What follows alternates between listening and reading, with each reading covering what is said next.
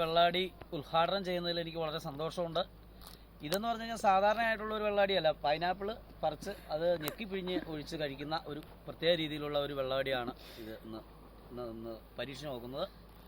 ഞങ്ങൾ കഴിഞ്ഞ ദിവസം ഇത് പരീക്ഷയാണ്. നല്ല പൂസും കാര്യങ്ങളും ഉണ്ട്. വളരെ വ്യത്യസ്തമായ ഒരു രീതിയാണ് ഇതിനുള്ളത്. അതുകൊണ്ട് നിങ്ങളും ഇത് പരീക്ഷിക്കുന്നതിനായിട്ട് വരുവാണെങ്കിൽ കാളിയാർ എസ്റ്റേറ്റിലേക്ക് വരുക. അവിടെ ചക്ക നല്ല രീതിയിൽ പഴുത്ത് കിടപ്പുണ്ട്. വാച്ചർമാർ കാണും. അവർ കാണാതെ വളരെ നല്ല രീതിയിൽ ഒടിച്ച് ഇത് കഴിക്കാവുന്നതാണ്. പിന്നെ പ്രത്യേകിച്ച് എന്ന് പറഞ്ഞാൽ ഇതിൻ്റെ വെള്ളവും നമുക്ക് നീര് ഇതിൻ്റെ വെള്ളമായിട്ട് ഉപയോഗിക്കാം. ബാക്കിയുള്ളത് ചണ്ടി നമുക്ക് ഭക്ഷണമായിട്ട് ഉപയോഗിക്കാവുന്ന ഒരു ക്രമീകരണമാണ് പൈനാപ്പിളിന് ഉള്ളത്. അതുകൊണ്ട് ഞാൻ ഇതിൻ്റെ ഉദ്ഘാടനം നിർവഹിക്കുകയാണ്. ഇതിൻ്റെ രീതി വളരെ വ്യത്യസ്തമാണ്. പതുക്കെ നിലത്ത് വെച്ചിട്ട് ഇത് ബ്രാൻഡി ഒഴിക്കുക.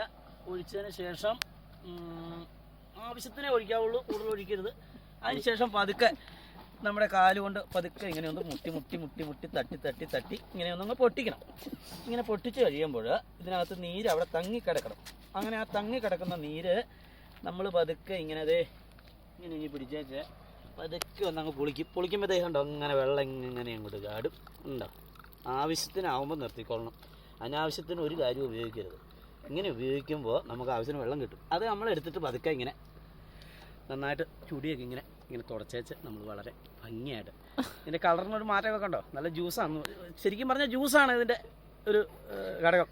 നമ്മൾ ജ്യൂസ് കഴിക്കുന്നേ ഉള്ളൂ. ശരി, എന്നാൽ ഞാൻ കഴിക്കുവാണ് നിങ്ങൾക്ക് എല്ലാവർക്കും വേണ്ടി. Okay okay.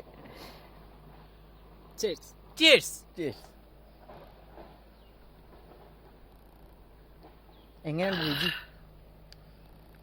കിടിലോ കിടില.